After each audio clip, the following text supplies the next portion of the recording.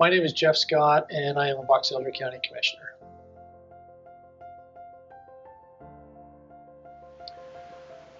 I don't know that there's a real answer for that. I think it's different for everybody. I think it's really feeling comfortable with yourself and being able to get through the day and get through life being happy. So I think it's really different for everybody.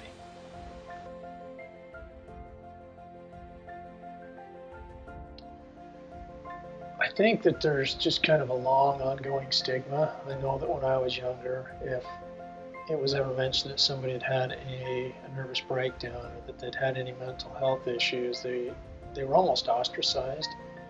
People were kind of scared of them, almost thinking it was maybe contagious, which is sad because a lot of times people just need someone to listen to them, to talk out their problems and to get a little bit of help, either through counseling or medication if it's necessary. But hopefully things are changing. It's more prevalent. We've had a number of people in the national media and people of notoriety that have come out and said that they've had mental health issues and have been working through them. And so hopefully as it becomes more mainstream, people will get the assistance that they need.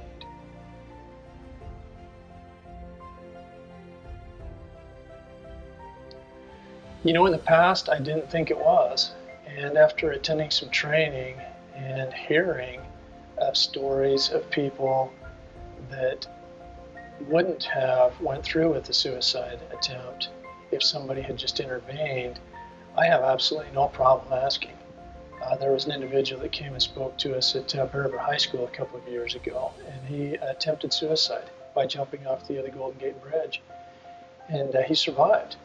He's got long-term back issues, but he's recovered and leading a very healthy and happy life now. Hasn't went away, but he still has the anxiety, but he's doing much better. But he mentioned that even just riding the bus over to the Golden Gate Bridge, he was sobbing uncontrollably, and people looked at him, but they never said anything. And so I think if it's done properly, there's absolutely nothing wrong with that. Just being very direct and blunt and saying, hey, I've noticed something is a little bit off. Are you okay?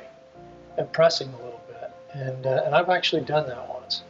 I heard of an individual that was very anxious and was actually thinking about self-harm. And so we contacted someone that we knew that they trusted, and they were able to intervene, and the outcome was great.